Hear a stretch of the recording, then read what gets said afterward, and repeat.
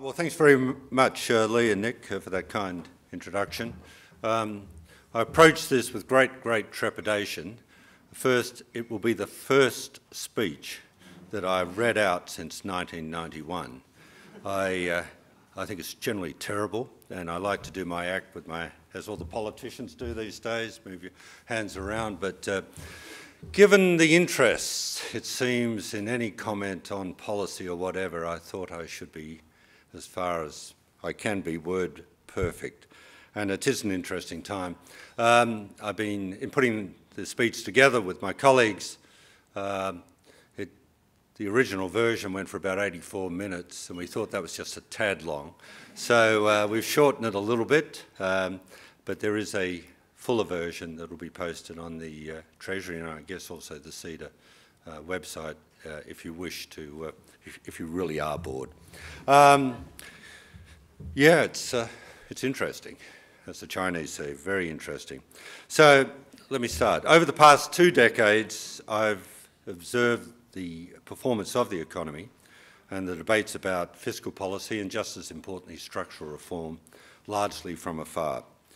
My outsider's perspective was that while the Australian economy was performing comparatively well and our levels of government debt were well below those of most other advanced economies, this owed much to the hard decisions on structural reform made through the 1980s and 90s, the fiscal repair of the late 1990s, and the good fortune of being endowed with commodities that have been in high demand by China in particular since the early part of this century. Now there is a real question as to where our future prosperity will come from as the growth dividend from those past reforms fades and growth in demand for our natural resources eases, and especially against the headwinds of a weak global economy and, as I'm reminded every time I look in the mirror, an ageing population. More than ever, the prosperity of Australia lies in our hands. And the current economic backdrop, both globally and domestically, is not encouraging. It's not going to give us a free kick. 7 years after the collapse of Lehman Brothers and the attendant ravages of the global financial crisis, the global environment still remains very challenging. I lived through that week. I sat managing just short of $1 trillion in assets with a massive cash fund, and it was truly frightening. Indeed, the period of weakness following the crisis has significantly exceeded the average experience since World War II, between the depths of recession and the subsequent cyclical peak, highlighting the severity of the damage that was done in the global financial crisis. The data's all over the joint, but by and large, roughly it takes around about 4.5 years or so to go from the trough back to the peak. You can do your own add-ups and takeaways. It's now 2015, a long way since 2008. We've seen hopes for a return to stronger global growth dashed by a series of setbacks, evident in the long succession of downgrades to the IMF's global growth forecast, shown in this chart. For most advanced economies, extremely easy and, in my view, frankly experimental monetary policy settings have failed to generate a significant recovery in household spending and business investment. The US, which was at the epicentre of the crisis, is now emerging as a bright spot in the global economy. If this continues, the conditions may well be in place for the Fed to continue unwinding monetary stimulus. And the overnight price data was very low in terms of the headline number, but the core number was starting to head up towards 2.5% or so. Food for thought. Unfortunately, the adjustment period when interest rates do rise may present its own challenges, but frankly this would start to reduce the serious risks inherent in a prolonged period of very low interest rates. Unfortunately though, and more broadly, downside risks continue to dominate in other major economies. Despite the benefits of the fall in oil prices and the very low interest rates, persistent economic weakness continues to plague large parts of Europe and Japan. Key for Australia, the IMF also recently downgraded its outlook for China. Subdued growth prospects leave the global economy vulnerable to a range of potential shocks. Stress testing has highlighted again this week the vulnerability of some financial institutions in Europe. Recent developments with regards to Greece are a reminder that the structural shortcomings of the Eurozone remain a significant issue. And geopolitical risks loom large in many parts of the world, most notably in Eastern Europe and very, very sadly in the Middle East, and to a lesser but still important extent in Asia. But that said, the Australian economy has performed well by the standards of our peers since the global financial crisis. There are few, if any, in my view, developed countries that would not trade their circumstances for our own. We avoided the increases in unemployment and substantial loss of productive capacity experienced by most other nations, but we did not emerge from the crisis unscathed. Our economic growth has been below its long-run average in 5 of the past 6 years, weighing on job creation and contributing to a gradual drift upwards in unemployment. Treasury forecasts are for the Australian economy to grow at a below-trend rate over the coming 2 years, which will make it difficult to get significant inroads into reducing unemployment. In my view, one factor for perhaps the lower growth we're seeing right around the world is that people have severely underestimated the impact of the tighter regulatory requirements on major global and some national banks, as well as the more general sobered up and conservative risk appetites that have beset global financial institutions in the wake of the crisis. During the 1990s and the first half of the first decade of this century, the balance sheets of global financial institutions expanded at an extraordinary rate. This was an important, in fact, it became a badge of courage to have a big balance sheet. I was in an organisation that had those sort of ambitions. This was an important driver of the strong growth in real GDP experienced by most major advanced economies prior to 2008. But at the same time, it also drove a significant increase in private sector indebtedness and far greater risk in the financial sector. It was simply unsustainable. The tighter regulatory and capital rules introduced since the global financial crisis will lead to a more stable financial system over time, but they have resulted in financial institutions becoming more circumspect. So to be clear, I welcome the regulatory oversight. It would have been foolish not to have it, and the excesses of the earlier periods warranted that oversight. But it has, in my view, been a reason why the growth potential has come back quite significantly. In a world where many economies have struggled to generate growth, we have also seen countries seemingly engaged in the zero-sum game of competitive currency depreciation. Lower exchange rates can support growth, but believe me, currency depreciation should not be worn as a badge of honour. In Australia's case, we have benefited enormously from our flexible exchange rate. It has served as an important shock absorber and was a key reason why the most recent commodities price boom did not generate the kind of macroeconomic instability that we saw when the terms of trade peaked in the 70s. But we cannot rely on an exchange rate to solve our growth challenges. As clearly evident from the experience in the 80s, a lower exchange rate must go hand in hand with good structural and fiscal policy. And we need to start now and not lose the opportunity to address the challenges we've got ahead of us. And one of those is fiscal repair. Since 2007 and 2008, the Australian government's fiscal position has deteriorated from surpluses in the order of 1.5% of GDP to deficits in the order of 3% of GDP.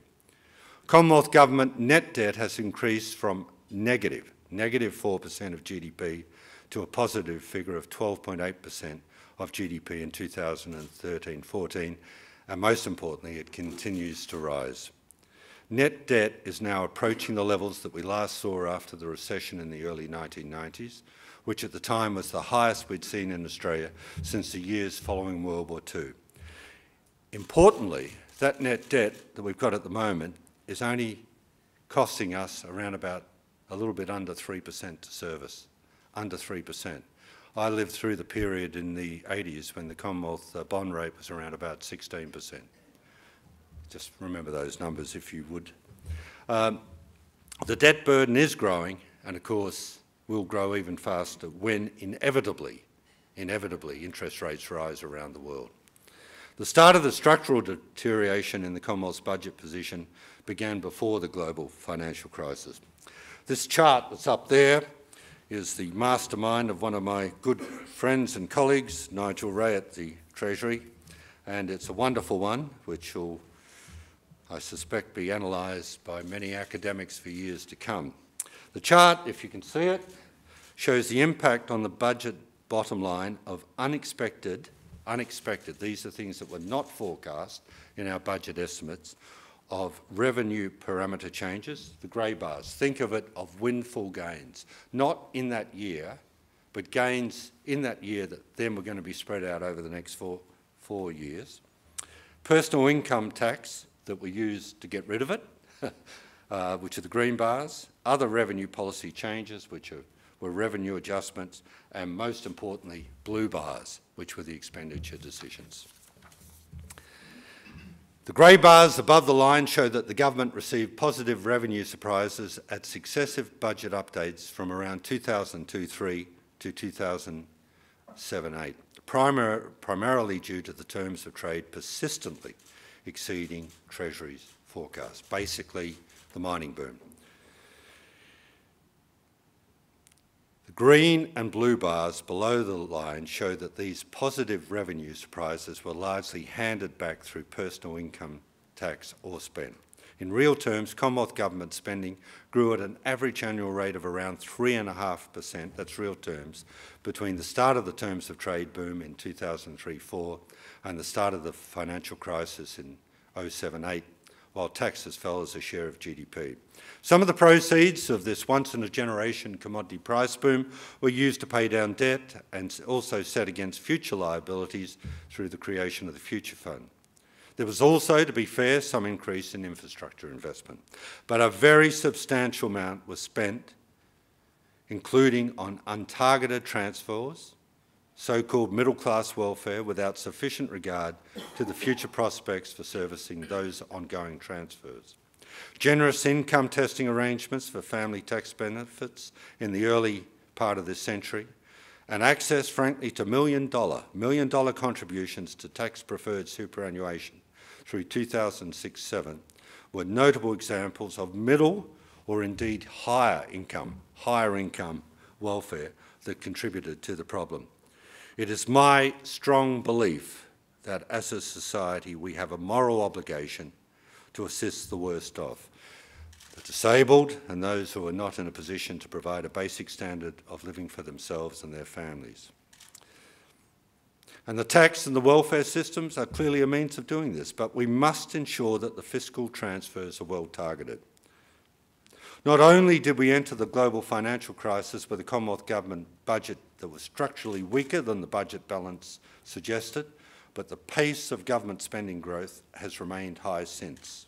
Initially, this could be attributed to the fiscal stimulus measures in the aftermath of the crisis. But while many of these measures were subsequently unwound, growth in the Commonwealth Government spending continued apace. As you can see from the chart, it wasn't until 2013-14 that expenditure policy decisions started to make a positive contribution to the budget bottom line. Commonwealth Government spending has grown at an average annual rate of more than 4% in real terms since 2007-08, compared with 3% during the 1980s and 1990s. As a result, spending in 2014 was around 2.5 percentage points higher as a proportion of GDP than it was 6 years ago. The strong growth in expenditure highlights that weakness in revenue is only partly to blame for the current state of government finances. The reality is that Australia has spent its way to a structural budget problem. Government payments are growing faster than government revenues, and without action, this trend will continue. So why do I place so much emphasis on fiscal sustainability? Well, I'm very old, but I've still got most of my memory. I think the importance of fiscal sustainability was enunciated very well in a report in 1993 prepared for the former Treasurer John Dawkins on national savings. It was prepared with the very considerable assistance of the Treasury. The argument at the time, which is as relevant now as it was then, is that we cannot continue to finance recurrent or current expenditure by continuing to increase our debt. The result would be increasing exposure to external shocks, an erosion of intergenerational equity, and a rising premium on our borrowing that will reduce long-run growth potential. The report highlighted the importance of public saving to Australia's national savings and the need for a strong government balance sheet given Australia's relatively high levels of private indebtedness by international standards, and that remains the case today. The report made an important contribution. It argued that the states should essentially run fiscal surpluses on current spending, but they should also be allowed to run small deficits overall that should be used to finance productive infrastructure investment. But importantly for the nation's finances, the Commonwealth should run budget surpluses on average over the economic cycle. This report remains a sound framework now. It supported reductions in government debt during the second half of the 90s and thereafter, and those actions provided an important buffer when the global economy was hit by crisis. But 7 years after the start of the crisis, our fiscal buffers have been eroded and we need to act. I would also like to emphasise that it would be naive to rely on a short-term boost in economic activity to address Australia's fiscal challenge. You see this often mentioned by some of the commentators and certainly in letters to the editor. Returning the budget to a modest surplus by 2017 and 18, and that's the end of the current forward estimates period that was enunciated in the mid-year economic and fiscal outlook, which was released in December last year, would still require real GDP growth to average around 4% over the next 5 years, compared with Australia's trend growth rate of around 3%. And that calculation, that is 4%, assumes that the measures, or those of an equivalent order of magnitude announced in last year's budget that remain before the Parliament are implemented. If they're not, real GDP growth would need to average roughly 4.5% to return the budget to surplus by the end of that 4-year forward estimates period. Even putting to one side whether sustained 4% growth is realistic, given the significant headwinds, it's not clear that the economy could sustain the pace of demand growth necessary to return the budget to surplus in this time frame without generating significant inflation or certainly pressures on available skills. Now, the more sophisticated advocates of the growth strategy argue that spending should be boosted on productive infrastructure investment. I personally am a great fan of infrastructure investment. I think we've been sadly remiss in not doing more over the past decades on this. But my assessment is that the key to solving Australia's infrastructure challenges is far more to identifying projects with a demonstrated high rate of economic return. Where such projects exist, I can assure you there is no shortage of private sector financing. I used to run a rather large global infrastructure fund, and one of our biggest challenges was finding projects to spend it on, admittedly around the world. Now, can we turn to the longer-term growth drivers? The Treasurer will have more to say about Australia's long-term fiscal position when he releases the updated 40-year projections. And remember, they're projections, they're not forecasts. Even we in Treasury are not smart enough to make 40-year forecasts. 40-year projections in the intergenerational report late next week. This will be an opportunity, hopefully, for a good discussion about Australia's longer-term and also medium-term fiscal position and the policy changes that will be needed to provide for the sustainable provision of essential government services. I will spend a few minutes reflecting on the trends that we're seeing in the three drivers of long-term economic growth: population, participation and productivity. Before I do, one point to note is that when the intergenerational report has projections about the economy's productive potential, they are presenting one possible outcome based largely on a set of assumptions. The intergenerational report will present sensitivity analysis showing the impact of changes in the economic assumptions for the fiscal projections, recognising that relatively small changes in important assumptions can have a major cumulative effect over a 40-year period. These bands of uncertainty don't in any way, in my mind, detract from the IGR projections, quite the opposite. They all highlight the importance of placing our policy frameworks in the strongest possible position to meet whatever challenges the future will bring. But where we can be confident, is projecting long-term demographic drivers in the economy. And here it is clear that, like many, many other countries, the ageing of Australia's population will weigh heavily on Australia's potential growth rate and long-term fiscal position.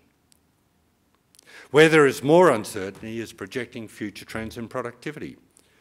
An assumption that has been used in successive IGRs is that Australia's labour force productivity is assumed to grow at its long-run average. The long-run average growth includes the period of strong productivity growth following the reforms of the 1980s and the 1990s.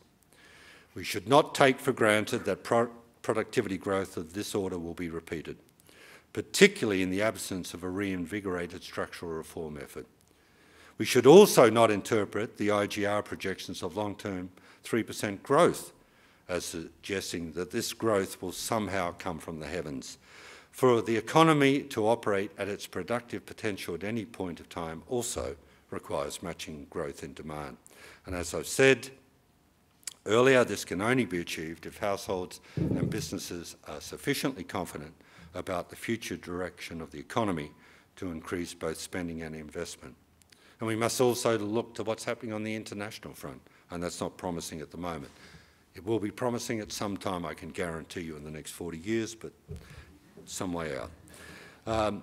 With those caveats, just as productivity was the main driver of growth in per capita income over the past 40 years, our success in raising Australia's productivity performance will largely determine Australia's growth and prosperity over the coming 40 years. For Australia's per capita, switching to per capita, for Australia's per capita national income to grow at the historical average of 2.2% per annum over the next decade, annual labour productivity growth would need to increase to around 2.7% to counteract the effects of population ageing and the falling terms of trade. This is well in excess of what has been achieved in the past 50 years and almost double what was achieved in the past decade. That really is the challenge ahead of us. We remain the envy of most of Europe. In fact, I'd say actually we remain the envy of all of Europe and the global economy more generally because we completed important reforms in the 80s and 90s. Those reforms drove productivity growth.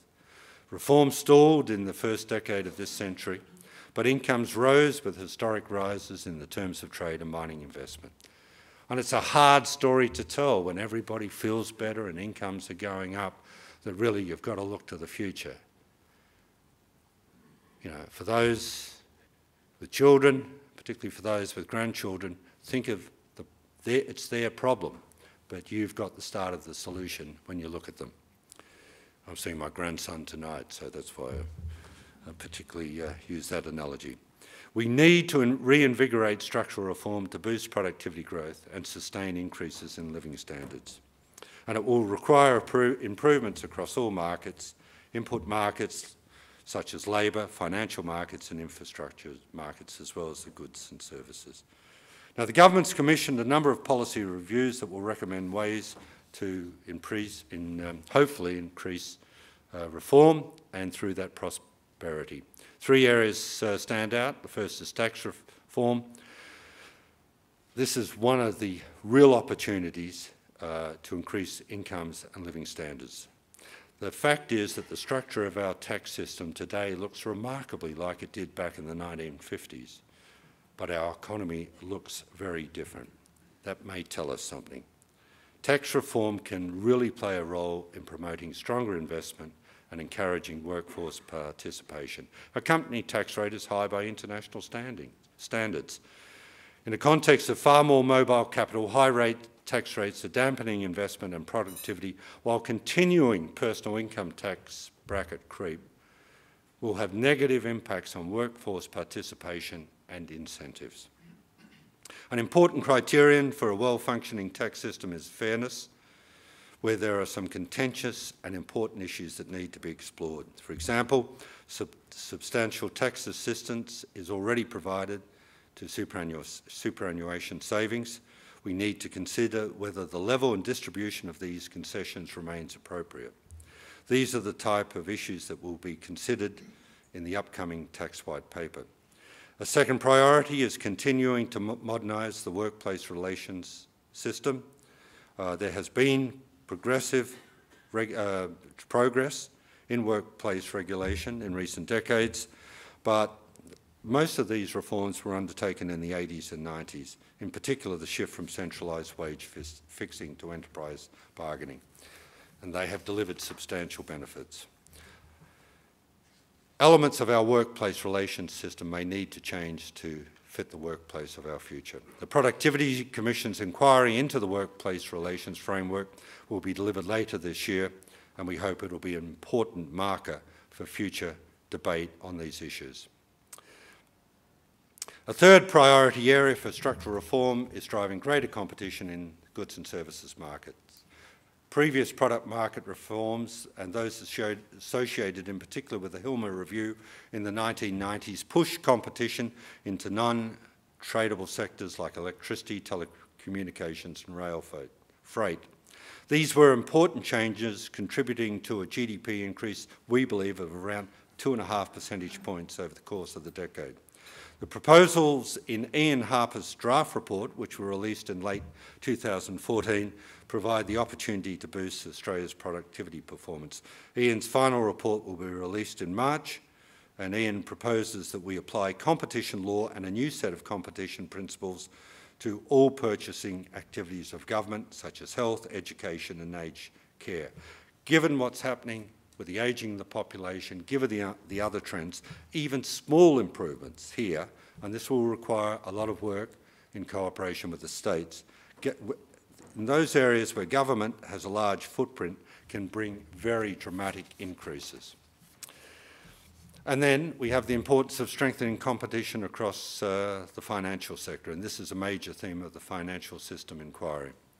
We must ensure that our banking and financial system are more generally competitive, and David Murray's inquiry also recognised that as the financial system becomes increasingly sophisticated and innovative, the importance of receiving appropriate financial advice and access to appropriate and competitively priced products has increased. These are very challenging issues and will require the Commonwealth and state governments to work together. Just to conclude, I repeat again, we live in a great country. That's manifestly clear. We now face challenges generating growth and a budget position that will deteriorate further if not acted upon. Government debt is not at crisis levels, and public debt interest remains low as a share of both nominal GDP and government expenditure. But no action to stem the growth of government debt, and if we have any substantial rise in interest rate, threatens to make net debt a bigger issue in the future. Now, if we set ourselves on a path of sensible fiscal repair and lay out credible plans for structural reform that address our long-term growth challenges, then the consumer, business and investor sentiment that is critical to lifting economic activity in the near term will materialise. But we need well thought out and we need considered public debate. And I must say, I've only been back 6 weeks and 3 days. I must say, too often in this country you see good ideas hit over the fence within about 24 hours. And that applies to both sides of politics. And I think it's very, very sad there seems to be a joy in knocking ideas down rather than exploring it. Hopefully, as we go forward, that'll change. Thank you for putting up with me today.